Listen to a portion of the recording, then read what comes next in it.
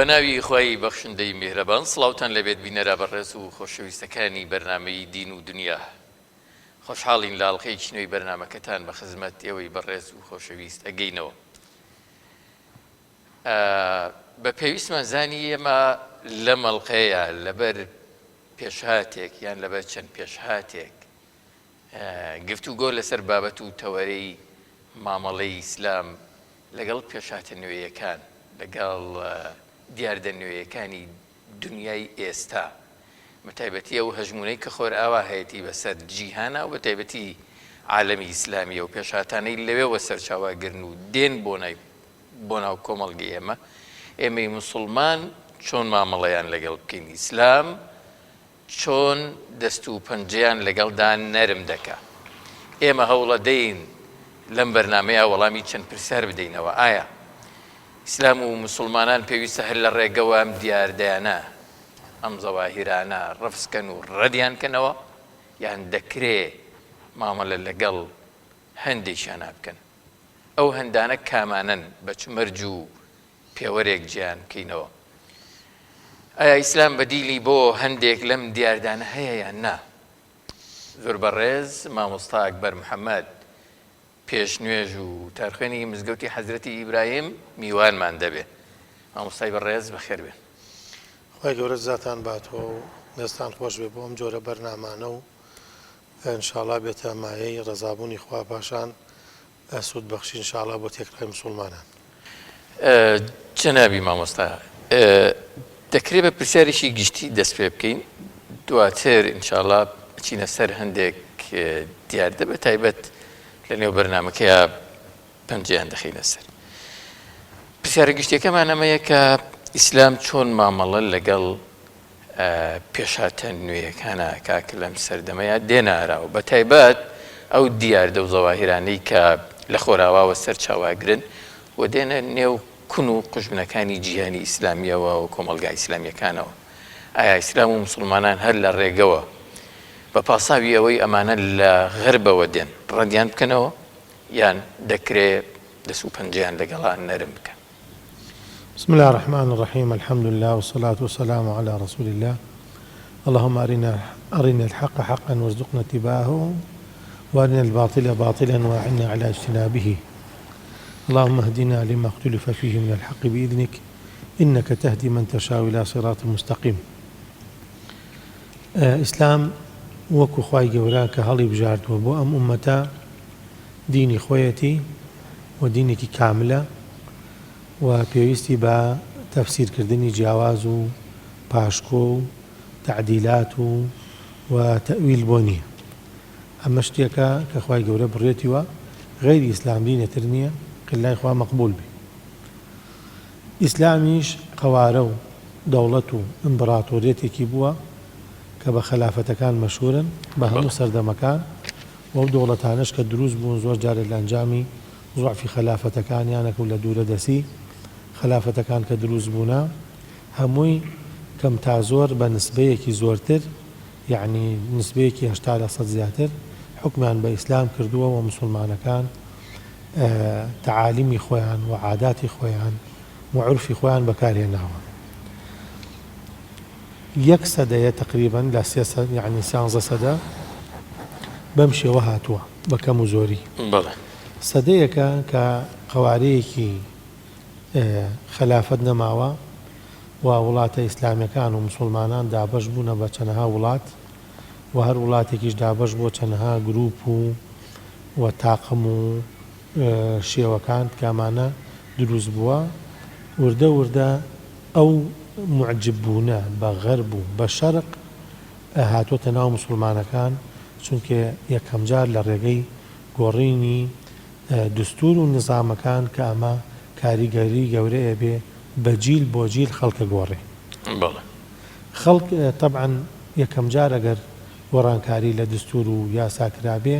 ڕەنگە لە ئەخیری دەوڵەتی عوسمانی کە بۆتە موبەڕڕێ بۆ هەندێک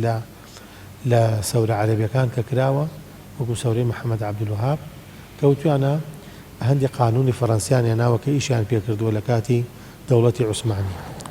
دوای ئەوەی کام دەوڵەتە نەماوە و واقع و دابەش بووە تەنیا ئێستا تورکیایە گۆریفێتی و وڵاتەکانی تر هەرێکێک کەوتە ژێر ئیستعمارێک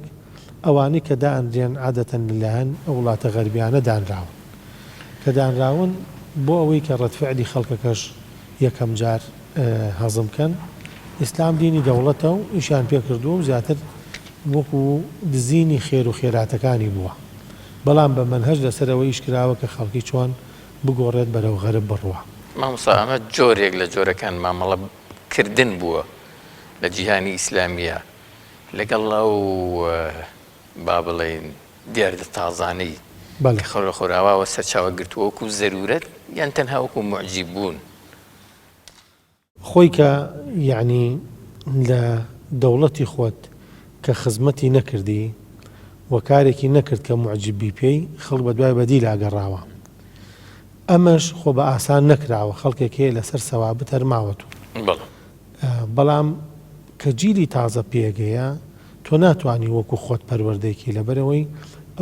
ئەو شتێکەوە لای تۆ مسلەم و بەدیهیە لای ئەو شتێکی قورسە ئێسا چونکە سەیری هاوشان و هاوڕەفیق و هاوزەمانی خۆیەکە. تۆ بۆ نمونە مامۆستا عەباس سەیری جلی پیاوان ژنان بانەڵێن ئەگەر نازانم لە نمونونەکان تا مەسەلەن بۆ دیراسەکردن حازر کردبێ پیاوانی بیستەکان و سیەکان و چلەکان و پەنجاکان گەنجیان چیان لەبەر بووە؟ مەسەلەن ئەو جلی ئاسایی چۆن بووە؟ ئەمە جیلی ڕەسەنێک بۆ بەر لە 100 ساڵە 200 ساڵ مەسەلەن خەڵک وا بووە. وردە وردە بۆ نمونە زاهرەی سەرڕوودکردن و پانتۆڵ لە پێکردن کەم بووە. وردە ئەم معجیبیە وای کردووە و ضرورەتی ژیان بووە، سەفەرکردن بووە و چاو لە چاوکردن بووە، گوارێ کردووە. ئێستا یەکێکەکە خاتی کوردی لە بەریبێ ڕەنگە بڵێن بۆ هەفتەیەکە چی یعنی بڵێن بۆ شوێنێکی تایبەتەکەەوە پێویستە کاجلی باش. ئەمە وردە وردە ئاماژەدان بەوەی کە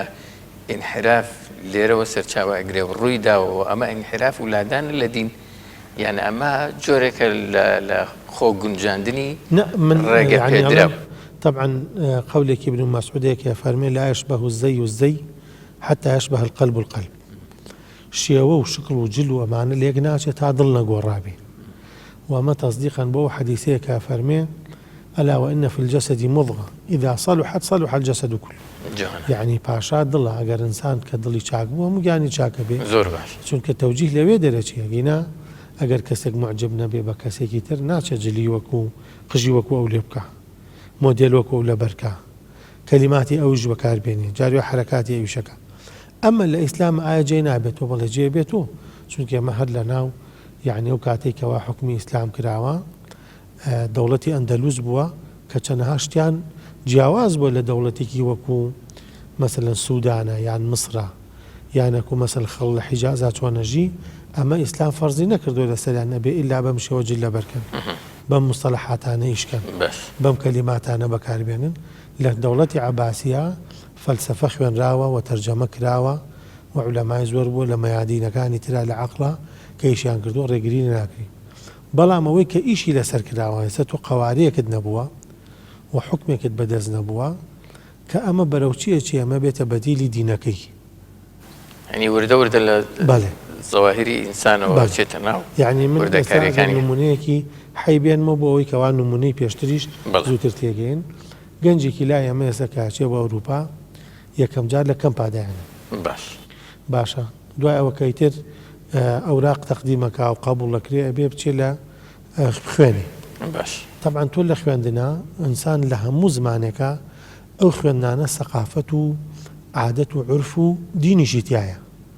کە تۆ ئەتەوێ مەسەن لەو کەلیمە حاڵیبێ بنچینەکەی سەیرەکەی سەقافەتێکی وڵاتەی تایە. ئەبینی دوای ئەم کەسە کە دێتەوە بۆ ئێرە دوای 10 ساڵ دوای 20 ساڵ سەیرەکەی بیرکردنەوەیان، شێوازی جل لەبەرکردنیان، شێوازی قسەکردنیان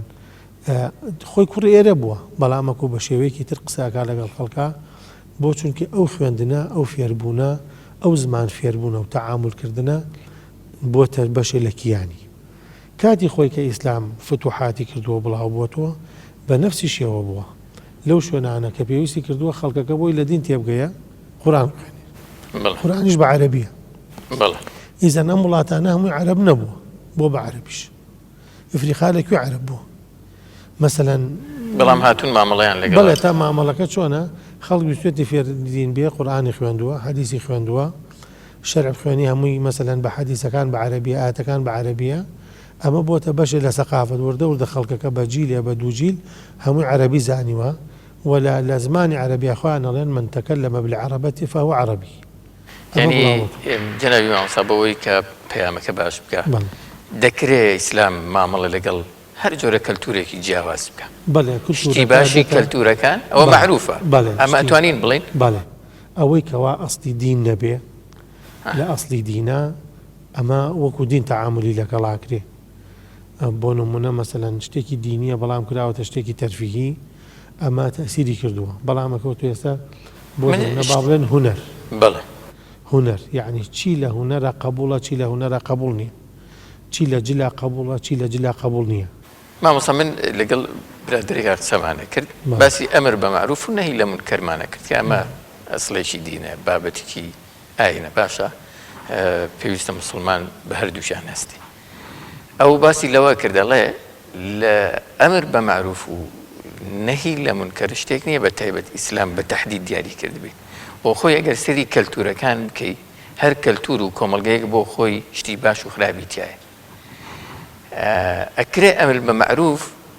لەم جۆرە کەلتور و کۆمەڵگەیە ئەو شتە باشە بێ بەڵام لە کەلتورێکی ترا مەسەلەن شتێکی تری باش بێ ینی بە پێی کۆمەڵگاکان معروف و منکەر دیاریەکرێ ئەمە تا چەند دروستە وایە ئەوەی کە شارەزای ئوسولی فقهی ئەزانێکەوە لە شەریعەتە چی مرونەیەک هەیە لەو بابەتە هەندێک سەوابتمان هەیە بەڵام لەخوایەکە ئەمە لە هیچ کولتور و لە هیچ دینێکی تر و لە هیچ عرفێکی ترە قبول ناکرێت کە ئینسان شەریک بەخوا قەراردا یعنی تەنیا خوایەک هەیە و ئەوە پەرسترێ و خوایەکی تر ناپەرستری ئەوەی کەوا مرونەی تایە کە لەگەڵ دینەکانی ترا مەسەلەن لەگەڵ قەومیاتی ترا کە بووە شتێکە کەوا متعارض نەبێ لەگەڵ سەوابەتی دینە وەکو بۆ نمونە مەسەلەی زمان هەر ئەم زمانە خوای گەورە بە ئاەتێ باسێکا لە هەموو دنیا ڕێگری لە هیچ زمانێ نەکراوە لە مەسەلەی لەهجە لە مەسەلەی وەتەن یعنی ئستیطان دانیشتن لە شوێنێکە لە مەسەلەی حەقی هەموو کەسێک لە ژیانە لە زیندووکردنەوەی عەرزێکی مردووە لە سەفەرکردنە لەمانە ئەمە پێی ناوترێ بڵێن ئەمە شتێکە کەسێک لە کەسێکی تر جیاوازە دینەکانی ترکەوا چاکەیان تیا بووە ئیسلامیش ئەترافی بەوە کردووە کە پێش ئەم پێغەمبەرە عەلەیهی سەڵات وسەلام هەزارها پێغەمبەر هاتووە و چەندەها عورفی باشیان بۆ بەر لە ئیسلامیش لەبەر لەوەی کەوا ئیسلام بێ حەج کراوە سونەتکردنی مناڵیان کردووە ڕێزان لە میوان گرتووە یعنی کاتێک ئیسلام هات هەموو بابەتەکانی ڕەفز نەکردووە ئەوەندەی تر هاتە شوێنی بەڵکو یعنی معروفەکە لە حەدیثا فەرمێ ئینەما بوعیثت لئوتەممە یعنی تەواوکردن ئەوەیە کەوا لە حەجا هەندێک هەڵەیان بووە یعنی حەجەکەی بەم شێوە کردووە لە بەرچاویان بۆ نمونە لە مەسەلەی انصر أخاك ظالما أو مظلوما پێغەمبەر وەسەلەم بەکاری هێناوە کە پێشتر وتراوە فەرمێتی سەرخستنی مەظلوم دیارە بەڵام سەرخستنی زاڵم ئەوەیە کە دەستی بگری چونکە بۆ خۆی باش نییە زوڵم کا دوایی تووشی کێشەیەەکە و خوا گەورە تۆڵەی لێسێنێتەوە وە چەندەها شتی مەسەلەن جێکردنەوەی کەسی غەریب و لاکردنەوە لە کەسی داما و سەرخستنی کەسی مەظلوم و جەنابی مامۆستا ئەگەر هەر ئەمەی کە جەناب دەفەرمووی بێنین لە ژیانی ئێستەمانە جێبکەینەوە چۆن دەرەچێت ئێمە بەداخەوەی کە بینیومانە تا ئێستا و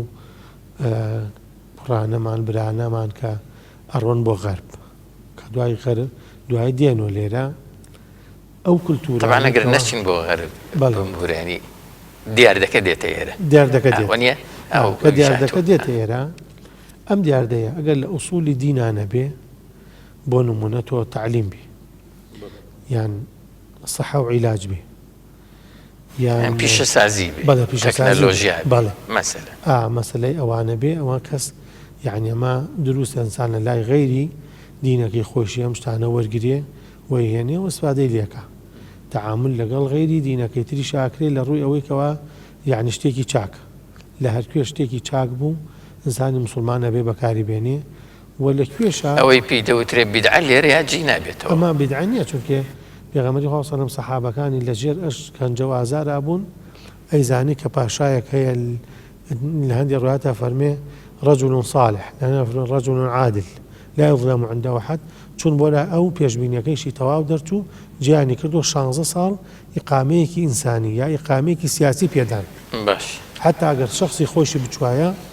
خزمەتیان نەکرد بەڵێ ئەمە ڕەفز ناکرێتەوە بۆچی لەبەرەوەی کەشتی چاک لە هەر کەسێک بوو ئیسلام نەهاتووە ڕەفزی یعنی ڕەدی ئەو کەسانە بداتۆکەوە مادامەکو لەسەر دینەکەی من نییە هەموو شتێکی خراپە بەڵام بۆ خودی خۆت کە ئینسان کە وەرێگرێ ئەو شتانێک کەوا ڕەبتی بە دین و هەیە ئەمە و ناگۆڕێ وەکو مەسەلەن مەسەلەی تەعەدودی ئالیها یەک خوا هەیە ئەمە کولتور نییە بڵێن ئێمە قەبوڵمانە بەڵام لە مەسەلەی تۆ دەرمانێک دی مامۆستا عەباس ئەم دەرمانە تاقی کراوەتەوە لەسەر چەندەها هەزار کەس بۆ نمونە عیلاجی ئەم نەخۆشیە بە ماکرێ ئایا ئەمە خراپ ئینسان بەکاری بێنێ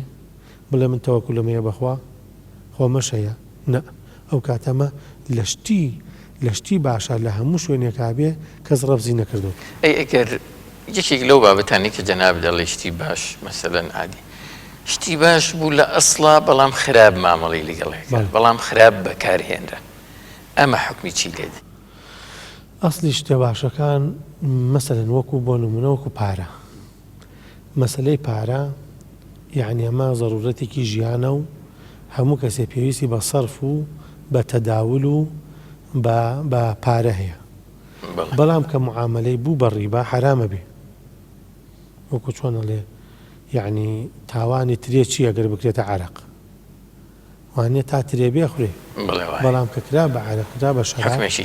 حکمێکی تری هەیە تۆ ئەم جلە بۆ نمونە ئەوەی کەوا دروستە ئینسان لە بەریکار ڕەنگە لە هەندێک شوێنە کە قەدەغە بێ ئەمە و کاتە ئێمە ناتوانین ڕەبزی کولەوە وەکو ئەو مۆبایلێ وایە کە ئینسان ئەتوانێت باسی مۆبایلت کرد مەسەڵەن مۆبایل عادەتی لەناو کۆمەڵگەی ئەمە ئاجێ خۆی کردەوە بە خێرایی و هیچ کێشی نەبوو بەڵام ئەو کاتی گەنجێک پەبجی بە پێ کرد سێرەکەی فتوایەک هەبوو کە وترا پەبجیکردن حرامە مەسەلەن ئەمە بۆچی وای لێ هات بەڵێ لەبەرەوەی یعنی مۆبایل وەکو وەسیلەیەک کە دەنگ بگەیەنێ و ڕەنگ مەسەلەن نەقڵکە و زۆر ئیشی تری پێکرێکەوە لە ضرورەتی ئینسانە بێ بڵێ بەڵام کە خەڵکێک تووشی کێشە بوو و فەرزەکانی فەوتا و ژیانی ناسەری و زۆری لە پیاوان لە ژنان وان لێ هات کە ئێمە ئەزانین کە چەندەها ماڵ تەفکیک بوو یعنی پیاوی واییش ناکە تا چواری بەیانی لە ماڵە خەریکی یاریکردنە ئەنجا عەسر لە خەوەڵەسی ئەمە وای لێ کرد کە یعنی من خۆمان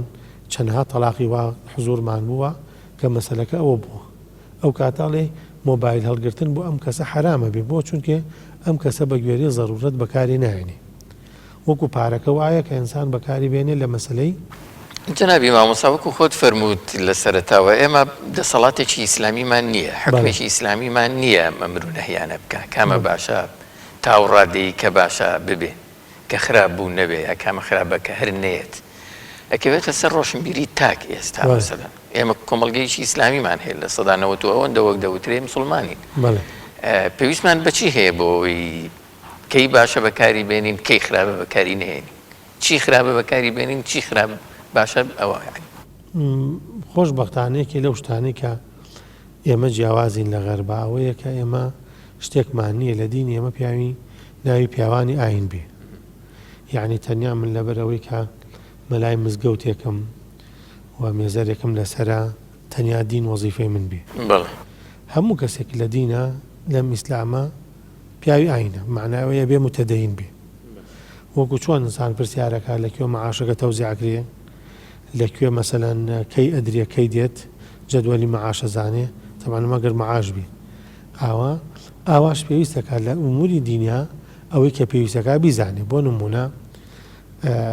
بازرگانێکە ئەبێ ئوموری حەڵاڵ و حەرامی خۆی بزانێ بۆ لەبەرەوەی کە ئەمە شتێکی بەدیهیە لەوەی کەوا بڵێ نەمزانی ئەو چۆن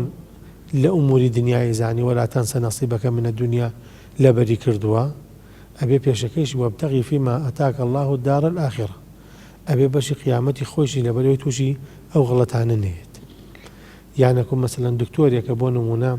بۆی کە تووشی هەندێک معاملەی یانەکو تەجمیلە یانەکو بۆ نمونە هەندێک بڕیاری حرام نەبێ خۆ بێ پرسیار لە شەرعەکە بکە. ئەوەی داواتەکان مادام بۆتە شخصی عیبادەتی جەماعی کەم ماوەکو جومعە و جەماعەت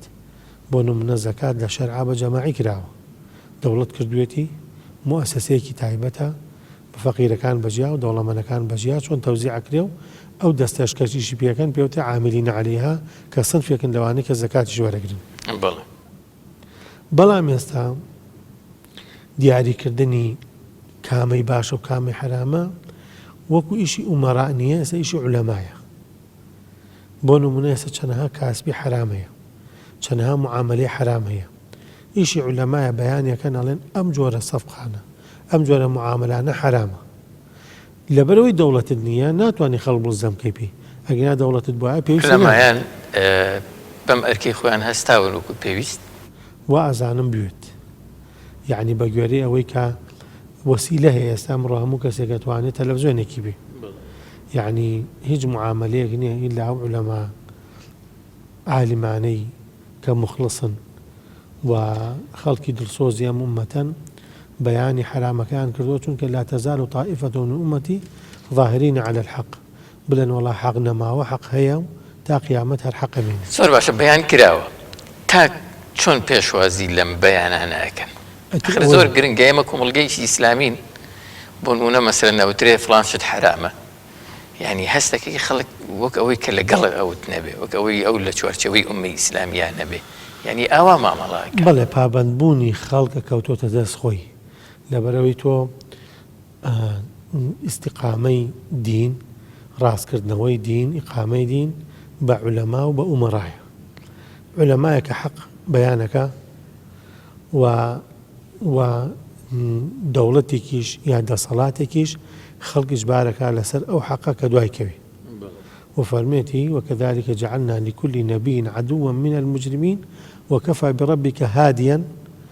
أبي حقك رون بكريتو ونصيرا وبشتوان وسلطانك ودا صلاتك جيبي. أما كنبوه كوتو تسر شخصي، يعني رنga هر كسك لمالك كسك حلال خورا كسك حرام خورا، كسك تشبه مزقوت كسك تشبه شوينك خراب. أما وكاتك تو وكو دا صلاة نيتا وەکو چیەتە وەکو بەیاناتە ئەمەش بەشێکە لە ئیمان. باڵێ من ڕائە منکم منکەرەن فەلیوغەیرهو سێ مەرحەلەی داناوێکیان زمان. مامسا تۆ لە ناو قسەکان تا خۆت لادا لە بابەتێک من ئەمەوێ بتهێنمەوە سەرەوە بابەتە ئەویش جلوبەرگی ئافرەتانە باش کە زۆرێک وەک ئەوەی کێسە لە ناو کۆمەڵگەی ئێمەیای بینین ڕنگدانەوەی ئەوەیە کە لە خۆراوە و غەربەوە سەرچاوی گرتووە. ئەمە ڕێگە پێدراوە یان ڕێگە پێ نەدراوە ئەوەی کە ئێستا لە ناو کۆمەڵگەی ئیسلامیایی بینی لە پۆشاکی ئافرەتە. بەڵێ خۆی ئەگەر بچین بۆ پشتیەوە ئایا دین عیبادەتێکە لە مزگەوت بەس وەکو کەنیسەوانە کە کراوە بینی خۆت و خوا، یان تەدەخولەکە تەفاسیلی هەموو ژیان ئینسانی تایە. ئەم ڕخنەیە ئەمڕۆ نییە. لە صحیحی مسلم هاتووە کە یەهودیەک بە سەلمانی فارسیە فەرمێ پێڵێ ئەڵێ ئەم پێغەمبەرتانە تەبعەن ئەو بەگاڵتەوە ئەڵێ ئەویش بەڕاستی جوابێداتەوە علمەکم كل شيء حتى علمه القراءة. هەموو شتێکتانی فێر کردووە حتا فێری کردوون چۆن سەراوکەن. ئەویشە فەرمێ ئەرە وەڵا ئەم پێغەمبەرە فێری کردوین بە قوربانی بم بێ فێری کردوین کە بچوینە ژوورۆ بە قاچی چەپ بچنە ژوورۆ بە دەستی چەپ خۆمان پاکەینەوە و بە سێ بەردەگەر بە پەرد بوو و چی بکەین و چی نەکەین. ئەو بەگاڵتەوە توێتی یعنی لە ئەحکامی لەسەر ئاوێکۆ ئەم شەرع دیاری کردو ئینسان چۆنەژی. مەسەلەی جلوبەرگ نە هەر ژنان پیاوانیش گەنجانیش کە ئێستای بینی کولتورێکی غەربی هاتەوە وەکو یعنی لە سەرەتا باسم کرد بچۆ سەیری ڕسمێکی چلەکان پەنجەکانی کورد کە مەسەلەن قۆمیەتەکانی ترنا بزان شێوازی سەربەستنەوەیان و جلوبەرگیان و شێوان چۆن وە ئەوانە باوکو باپیری ئێمەن کە ئێمە بێ شانازیان پێوە بکەین. ئەی ئێستا بۆچی جلیوان لەبەر ناکرێت؟ تەبعەن بە حوکمی تێکەڵاوی کردن و بە حوکمی معجب بوون وای لێ هاتووە سەرڕوودکردن بۆ پیاوان و پانتۆڵە پێکردن و مەسەن ئەفەنیانە پیانە و دەفەنیەوسا و ئەنجا ئافرەتانیش وردە لە پەچە و نیقاب و بوو بە تەنیا مەسەلەن وەکو داپۆشینێکی کوردەواری و دوایەوە وردە ئەنجا ئەوانەی کە تەلەبە بوون جۆرە جل بوو دوای بوو بە موحەد دوای بوو بە سەقافەت دوای بوو بە مۆدێل دوای ساڵانە شاجوان هەڵەبژێرێ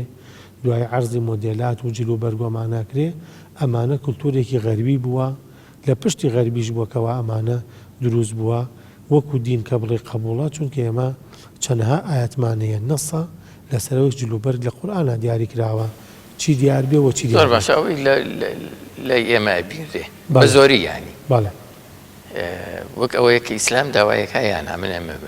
بەڵێ ئەو مامەڵەی کە ئێمە لەگەڵ ئەو جۆرە جلوبەرگەیە کەینەوە مۆدێلانەی کاتونەتە ناوە دروستە یان نادروست نادروست نادروستە بەلەبەرەوەی یعنی بە نەسی قورئان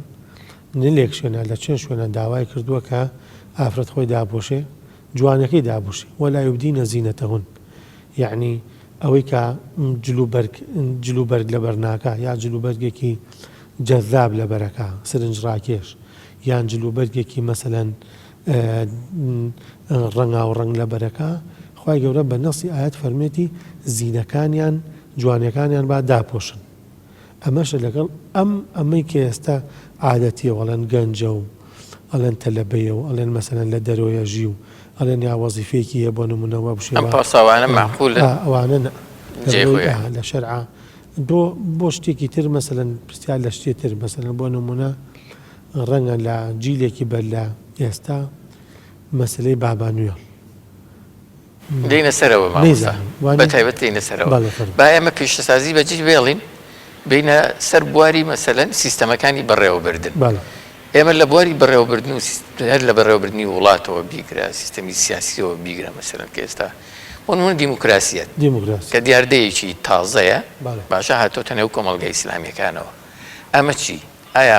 ئیسلام یا کۆمەڵگەی ئیسلامیەکان دروستە مامەڵە لەگەڵ ئەم جۆرە سیستەمە بەڕێوەبردانە بکەن یانە خۆیان یعنی قەولێکیانەیە کە ئەڵێن باشی ناو خراپەکانە لە ڕووی ئەوەی کەوا خەڵک دایمەن تەفاعولەکە لەگەڵ دەسەڵاتە وەکو سیستمە دیموکراتیەکە دیکتاتۆریەکە نییە کە خەڵک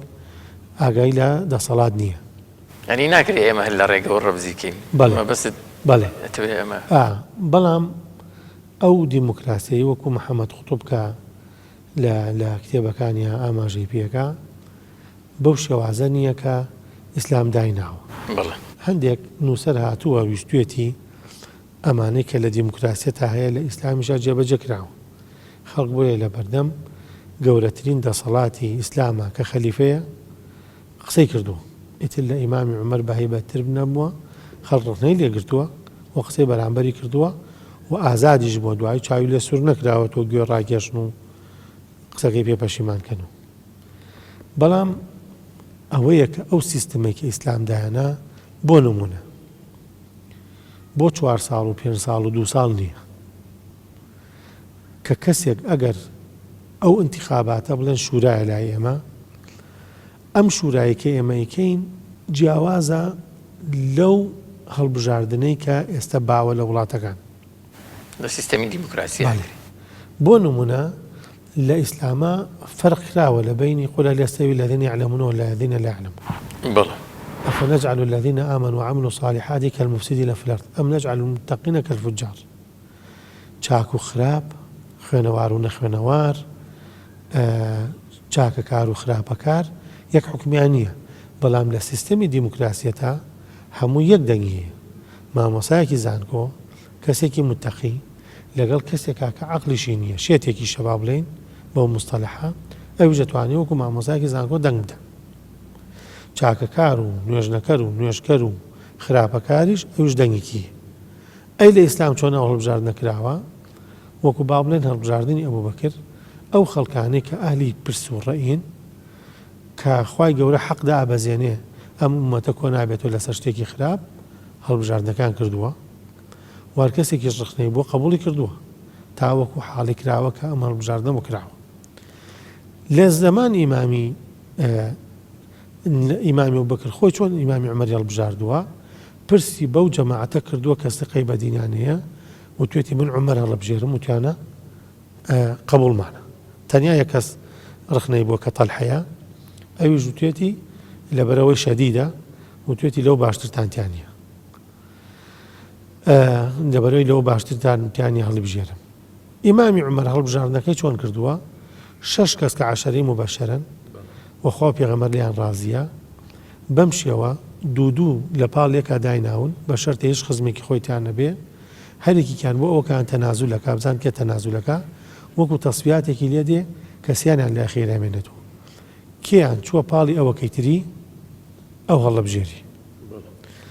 هەڵبژاردننی تاک و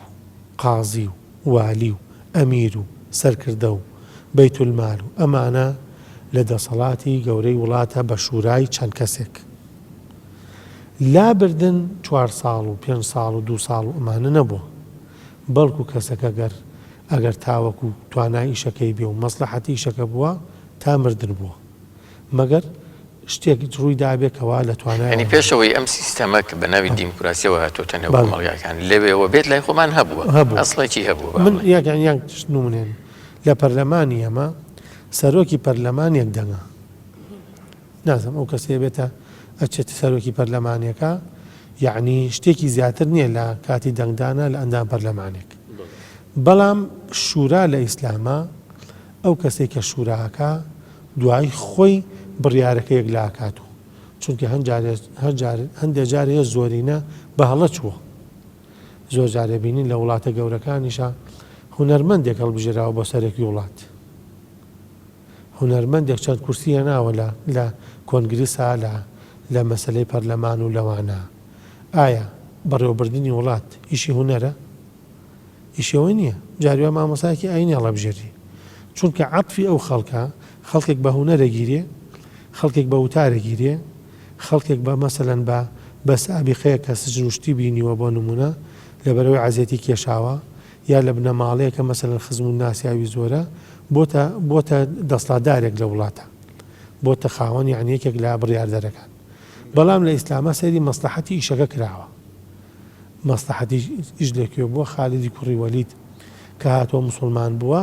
پێغەمبەری خوا سەڵەم بە وەلیدی برای فەرمێتی ئەگەر بێت لە قەدەمناه عەلا غەیریه، یەکسەر پێشی هەموو خەڵکی خەین. بۆ چونکە لە مەیدانی حەربا زانیانە کە کەسێکە مەسلحەتی ئیشەکە پێویستەکە ئەو لەوێ بێ. ئەم نظامەی دیموکراسیە بەعام وەکو ڕێی محەممەد قوتب وایە کە تەحلیلێکی وردی هەموو کارەکانیەکە لە ئەسڵ و بنەچەکە لەگەڵ ئیسلامە نییە، بەڵێ هەندێک شیوازی هەیە واڵێ وەکو شورای تایە وە گۆڕینی کەسی تایە و خەڵک تەفاعولەکات تەجاوب بەکا لەگەڵ دەسەڵاتە، یعنی حەقی بە دەسەڵاتەیە مراقبە لەسەر دەسەڵاتە. بەڵام لە ئەسڵی نوشوئە لە ئیسلامە حاکمیەتی خوایە و لە دیموکراسیەتە حاکمیەتی هیگەلە، یعنی لە ناو پەرلەمانە و لەگەل ئەگەرەکو داوایان کرد کە پیاو لە پیاو مار بکرێ یانەکو عمری مەسەلەن چی دیاری بکرێ بۆ نمونە خەڵک پەسەند یەکراوی کرێتە قانون. بەڵام لە ئیسلامە با زۆری نێژ بێ، با لە پەرلەمانیشا بێ، با مەسەلەن دەنگیشی بۆ بدرێ، ئەوە قبول ناکە. ئیزەن شتێک هەیە لە سەروی ئێمە کە خوای گەورە لە کۆڵمانی کردوتەوە کە ئینسان دستور بنووسێ، ئەوە لەم یەکفیهم ئەنە ئەنزەلنا عەلەیکە کیتابا یوتلا عەلەیهم، بۆ بە دوای نظام و دستوراگەڕێن قورئانێکمان بۆیان دا بەزانووە بەشی هەموو شتێکیانەکە. زۆر باش. مامۆستا بینە سەر مەجالێکی تر مەسەلەن مەجالی بۆنەوە ئاهەنگەکان یاد و بۆنەکان بۆ نمونە مەسەلەن ئێستا وەکو ئەوەترێت دنیا بۆتە گوندێکی بچووک، باشە خەڵیکە کەلتورەکان زۆر تێکەڵاوە بن، بەرێکەوتنی زۆر ڕوەدا، ئاهەنگ و بۆنەکان لە کۆمەڵگایەکی محەلی و ناوچەیەوە دەبنە مەسەلەن بۆنەوە ئاهەنگێکی دنیایی لە سەرانسەری جیهانە ئەکرێت. بۆ نمونە مەسەلەن بۆنەوە ئاهەنگی سەری ساڵی زاینی کریسمس یا زۆر ناویی پێڵێن، تا چەند ڕەوایە کۆمەڵگەی ئیسلامیەکان تێکەڵ بەم یاد و بۆنانە ببن کە دەکرێنە جیهانی و ئەسڵەکان لە دینێکی ترەوە یان کۆمەڵگە و کەلتورێکی ترەوە سەرچاوی گرتووە. بەڵێ ئەمە مادامەکو دینە و دینەکە نەسخ بووە، حتا ئەگەر نەسیشی لەسەر نەبێ هیچ پەیوەندێکی بە دینی هەموو نیە، لەبەرەوەی هیچ تەماسێکی لەگەڵ ئێمە نییە لە ڕۆی دین و لە ڕێی کولتورۆ ئەمە گەر هیچی تیان نەبێ. بەڵێ باش چی جایلەوەی کەوا با بڵێن یادی کریسمس معنایەکی تایە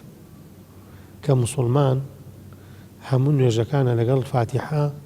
ئەڵێ لەم یەلد وەلەم یولد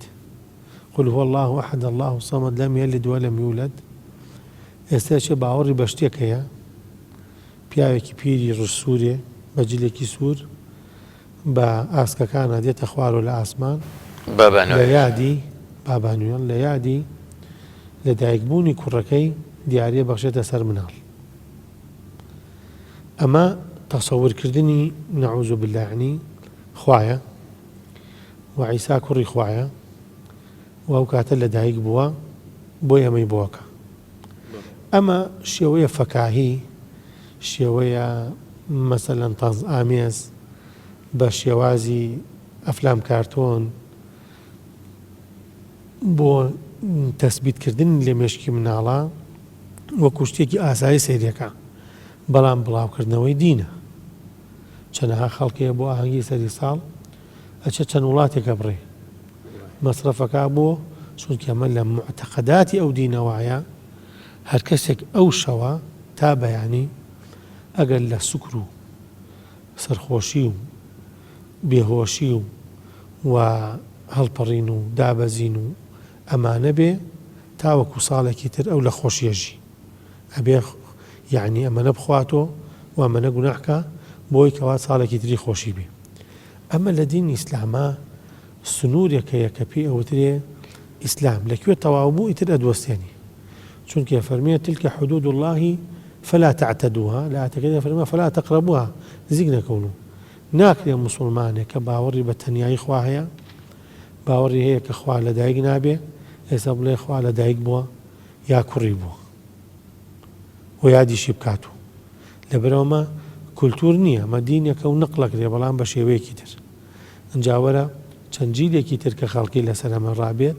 ئەو کاتە بە دینی خۆشی ئەزانی شتێکی جەنابی مامۆستا مەسەلەن بۆیە زیاتر حرامەکەی زەقە بێتەوە یان قەدەغەکردنەکەی زەقە بێتەوە لەبەرەوەی لەمسی عەقیدەکە لە بواری معاملاتە چێتە دەرەوە یان ئێستا ئێمە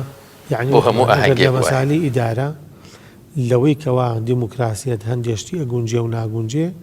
لە ئەسلی شتەکانە نەگونجاوە بەڵام چی لە شتێکە چێ ڕەنگە لە ١٠ ئیسلاما بچێ لە هەندێک تێکەڵبوونی خەڵک بە قەراری سیاسی بەڵام لە مەسەلەی کریسمیستە لەمانە هەمووی لە دینی ئیسلامە بە کوفرەی زانی لەبەرەوەی نسبەتدانی کوڕە بۆ خوا کە خوا کوڕی بوو وەمە یادیەوەکەن کە خوای گەورە کوڕی بووە یعنی فقط ئاهەنگێکی ڕۆتینی نییە بەڵێ ئەمە یعنی تەنیا چوون بۆ مەسیحە ئەمە کەنیسا یعنی ئەمە ڕەنگە ئیمامی عومەری چۆتە کەنیسا داوای نوێژیان لێ کردو و توێتی من بۆیە لە ناو کەنیسەکەتانە نوێژ ناکەم چونکە مسلمانەکان ئێرەتان لە داگیرەکەن ئەڵێن ها هونا صەلی عومەر نەیوتوە حرامە لە کەنیسەکەتانە ئەمە وەکو ڕێزگرتنی دین بەڵێ تا ئێستا ئەو کەنیسانە و ئەو معبەدە یەهودیانەی کە لە قوس و لە شامن هەمووی بە فەرمانێکی ئیمامی عومەر و دوێتی تا قیامەت هیچ مسلمانە دەستان بۆ نابە. بەڵام ئەوەی کەوا سەوابەتی خۆتە کەوا نەیدەی وەکەوەیە کەوا ئینسان یعنی لەگەڵ دینێکی ترا بڵێ با نوێژێکی تێکەڵە دروستکەین بەمە نابێتە ئینسان بەمە بە کولتورکردن ناکرێت. مسلمانی وا هەیە مەسەلەن پێی شەرمە پێی کەمیە بڵێ دینەکەی من ڕێگە بەم جۆرانە شتانە نادا مەسەلەن ڕێگە نادا تێکەڵی ئاهەنگی ئەدیانەکانی تر ببم ڕێگە نادا چودانم ئەو جلو بەرگە لە بەرکەم ڕێگە نادا چی بکەم ئایا فعلەن یعنی قسەکردنی دروست لەسەر مەبادیەکان هیچ شەرم و کەمیەکی پێویستە یان خۆی ئەوەیە کە ئینسان ئیسلامی بە دینێکی کامل دانا ئەو کاتە وەکو دینێکی تر تەعاملکەی لەگەڵ دینێکی تر دروستە بەڵام وەکو ئەوەی کەوا تۆش ببیتە ئەو کاتە جوابەکەی قل یا ئەیوە الکافرون لا ئەعبد ما تعبدون ئەو عیبادەتی چی کردووە من نایەمەوە عیبادەتی تۆ بکەم چونکە تۆش بە گوێرە دینەکەی من ولا ئەنتم عابدون ما ئەعبد من خۆی تاکو تەنیا پەرستم تۆ بڵێ وەکو تۆ منش دێمە مزگەوت لە ئیسلامە بە موشریکی نوێژ قبول نییە بەوەی کە باوەڕبوون بە دینەکەی ئێمە پیشۆنکەوتنێتی بەوە نابێتە شوێنکەوت و دینەکەی ئێمە لەبەرەوە وەکو دینێکی تری قوریا ئەهل الکتاب یعنی دروستە لەگەڵ ئەهلی کتابە قسە بکەی و ئیمامی عومەر لەگەڵ یانە کە معاهدەی کردووە و کە سوڵحەکەی کردووە لەگەڵ یانە وەکو دینی خۆت دروستە بەس وەکو ئەوەی کەوا بڵێ با دینێک دروستکەین هەمومانی تیابێ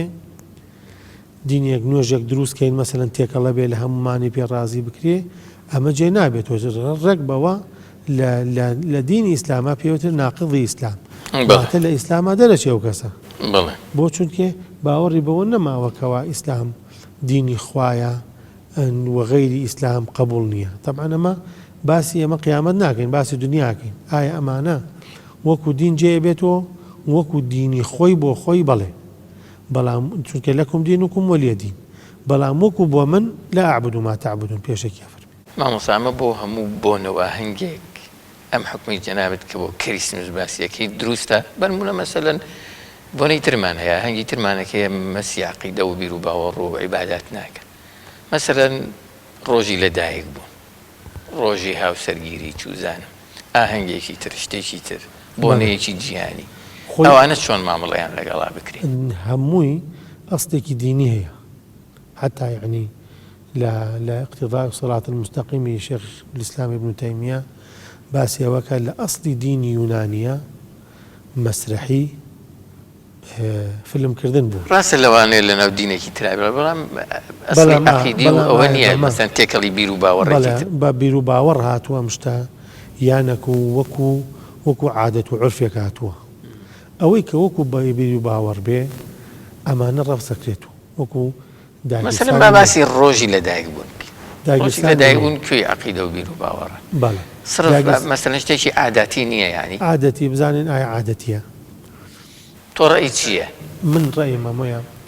داگیرسانی مۆ ئەگە داگیرسان بەرحاڵ یعنی خۆی ڕۆژی دایکبوون چۆنە وایە داگیرسانی ومانە فعلا داگیرسانی مۆ لە دینی بەڵام شێوە ئەمە داگیرسانی مۆم چیتیایە مەسەلەن ئەمە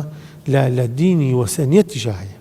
چونکە لە ئەسڵا مەسیحیەت ئەگەر ئێمە مەسیحیەت بەنمونە بێنینەوە مەسیحیەت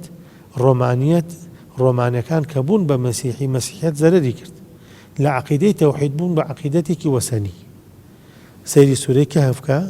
لە ئەخیرەکەی کە ئەیان دۆزنەوە قال الذين غلبوا على أمرهم لنتخذن عليهم مسجدا ئەوانەی کە زاڵ بوون بەسەر کارەکانیانە یعنی دەسەڵاتدار وتی چی وتی ئەمانە مزگەوتێکیان بەسەرا دروستەکەین وەکو شوێنێکی چونکە یعنی قەبر ناکرێ بە مزگەوت بەڵام دیار و ئەمە ئاماژەیەکە بۆ انحرافەکە کردویانە ئەم انحرافەکە کراوە زۆرێکی وەسەنیەتە مامۆستا عەباس تا ئێستاش خەڵ لە ئەوروپا مردووی ئەسووتێنی عەقیدەیەکی وەسەنیە عەقیدەیەکی وەسەنیە مەسەلەی مردوو کەوا نادۆزرێتەوە مۆمێک داگرسێنن لەو شوێنە زۆر جانێوانە تەبعاً بەحریان هەیە وەکو لە هیندستانوانە لە ناو قاپێکا شتێکا مۆمێ هیتا داگرسێن و ئەڵێن لەسەر ڕۆحەکەی حازرە بێ ئەمە بەشێکە لە کولتوری ئەوان یعنی ئەم مەسەلەیە ئەڵێ 70 ساڵی 70 ئەمین مۆمی تەمەنی داگرسان ئەمە بەشێکە لەو عەقیدە کە وەرگیراوە لە پشتی مەسیحیەتی شوهادۆ کە وەسەنیەتێکە کە بتپەرستیەکە بۆ پێشتر ئەمانیان بووە بەڵام ئێستا جوان کراوەتەوە مامۆستا لە دینە ئێمە بەرەو کۆتایی بەرنامەکە ئاچین بۆەوەی بکەینە ختام با بڵێم بگەینە ئەنجام لە دینە ئەسڵێکمان هەیە ئاسانکاریە الأصل في الأشياء الإباحة باشە یعنی بۆ ئاراستەیە نەبرێن شتەکان چی وامان لێەکە هەموو شتێک بۆ ئاراستەیە نەبین باڕاستی ئاسانکاری و مامەڵە لەگەڵکردنی ئەو ئاسانکاری کەوا باس کراوە پێغەمبەری خۆسەم ئیشی بەو ئاسانکاری کردو دائیمەن ئاسانترین شتی هەڵبژاردووە لە بینی دوو کارە وخوای گەورە دینی بۆ ناردو ئین الدینە یوسر یعنی ئێستا تۆ پێم بڵێ تعریفێکی دینم بۆ بکە ئەڵێم ئاسانکاری ئەم ئاسانکاری ئەوەیە ئێستا لەم زستانە کەسێکەوە دەستێژەکرێ مەسە عەلە الخوفەینی دروستە بووی ئێوارێکی زۆر سەرمایە ئەتوانێ نوێژ جەماعەکە ئاڵێم بەڵێ ئەسلی هەیە لە دین و لە سونەتە هاتووە ڕوخسەتیش سونەتیش نەمێ ڕوخسەتە هەیە بەڵێ لە سەفرا ڕۆژوو نەگری لە سەفرا ڕۆژوو نەگری بەڵام ئەمە ئاسانکاری نییە مەسەرەن بۆ بە مناڵەکەت بڵێ بۆی دڵی خۆش بێ ڕۆژی لە دایک بوونی بکاتەوە ئەمە ئەو کاتەی بینە بابی ئەوەی کە دین شتێک نییە سەداهاتی بێ چونکە ئەمە بەر لە ئێمە کراوە بەر لە ئێمە نەکراوە با ئەمە هەرێکی پرسیار کار لە ماڵی خۆیان ئەم شتانەت پێشتر ئەمە شتێکە عادەتێکە تازە هاتووە وەکو باسم کرد وەکو مۆمداگیرسانەکە بەشێکە لەو دینە کە هاتووە بۆیان یعنی بەڵام وردە وردە کە ئەمەنە تەمسیل لێسە سەر کراوە وەوەنە هەدیە پێدراوە خۆش کراوەتەوە لە لای لە جاتی ئەوەی ئەمە مناڵەکان لەسەر نوێژ هەدیەکیان بدەینێ ئەگە کەسێک پرسیاری کردوتی من لە مۆمەکە لابم بەڵێ ئەکرێ ئەم جۆرە بۆنانە ئەنجام بدەم لەبەرەوەی بەسمەوەیە ئەگەر ناحەقی و هەڵەیەک تێکەڵ بە حەقێک کرا بەڵێ إذا غلب الحلال والحرام غلب الحرام ئەگەر حەڵال و حرامێ تێکەڵ بوو ئەو کاتە حرامەکە زاڵە بێ ئەی ناکرێ حرامەکە لابین بۆی ئەسڵەکە بمێنێتەوە مادام ئەسڵێکی نقل کراوی هەیە ئەمە سەرێکێشە چونکە ئەمە بەدەستۆ نیە ئێستا ماڵێن تەمسیلکردن لە ئەسڵا حرام نییە حرام نییە بەڵێ یعنی تۆڵامەکەی حرامی تێکەڵاو بێ لای بری حکایەتی سەفەرێکت کردووە پێشتریش تەمسیلەکە فکرەوە بووە لە لادەیە کە چێچۆ بۆ شار کە هاتووە هەموو خەڵکی کێوە بۆ تۆ لێ وتوانە شار چۆن بووە قسەکانی گێڕاوەتەوە جاریوا بە حرەکەکەی گێڕاوەوە جاریوا پێویستی کردووە بە دوو نەفەر شتەکە بکەن بیگەڕنەوە وردە وردە فکرەکە بۆتە شانەوە بۆتە فیلم بۆتە ئەڵقات ئەمانەی کردووە ئەڵێم ئەمە بە دەستکاری و حرام بووە ئەگەینا لە ئەسڵا نەبووە بەم شێوەیە بەڵام ئێستا ئەڵێ حکمی فیلم چیە ئەڵێمە فیلم حرامە بۆ چونکە ئەو کەسانە ناویانەوە نییە ناوی خۆیان گۆڕی ژن و پیاوێکترین خۆیان کردە ژن و پیاوێکتری و زۆر جارێک کوفریان پێەکەن بەڵێ فوریان پێکەن و دوای ئەوە ئەو شتانە کە ئەیکەن باشی پێ بڵاوەکەن و یان خراپ بەڵام خراپی پێ بڵاوەکەن و بەڵام ئەگەر تۆ بەرنامەیەکت هەبێ بەرنامەیەکی تعلیمی بێ بەرنامەیەکی وەتەنی بێ بەرنامەیەکی تەرفیهی بێ بەبێ خراپە باسکردنی خەڵک ئەڵێنە مەسوودی هەیە بۆ خەڵکی بۆ نەکرێ ئەمە خۆ نەقڵ کراوە لە ئەستا خەڵک مەشغوڵی ئەوە نەبووە بەڵام تۆ بتەوێت نەتەوێت خەڵک ئێستا مۆبایل بەکارێنێ تەلەڤیزیۆن بەکارێنێ سۆشیال میدیا بەکارێنێ ئەگەر شتەکە بەسوود بوو خراپەکەت لێلا برد مادامەکو کولتورێکی دینێکی تر نەقڵ ناکا کە سەوابەتی تۆ تێکدا با بەکاری بێنی زۆر باش من ئەمەوێت لە کۆتایی بەرنامەکەیە بەو دەرفەتە بچووکە بدەم بە تۆ بڵێم کۆمەڵگە ئیسلامیەکان گە مزگەوتەکانی تیان لابری بەدەگمەن ئەناسرێنەوە کە ئەمە کۆمەڵگەی ئیسلامی چی بکەین بۆ ئەم ئەسڵە بژێڕینەوە ئەم ئەسڵە دەوری مزگەوتەکە بگەڕێتەوە من نمونەی هەر بیناکان نەبن ڕۆڵیان ینی خەڵ نایە بۆ لای بینە مزگەوتە چەند جوانە بەس کە دەرز و دەوری تیانە بوو حوجرە و مەدرسەیەکی تیانە بوو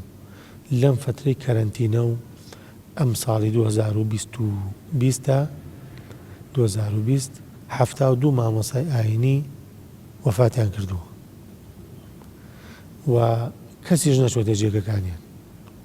یعنی جێگە و سقلی هەرێکێکیان جیا بووە کەچون ئەمە بۆ جیلێکی تر بۆ ساڵێکی تر ئەوەی بە تەمەنە بمرێ ئەوەی نەخۆشە ئەمرێ ئەوەی قەزا و قەدەر ئەمرێ ئەو کاتە چۆڵە بێ ئەو کاتە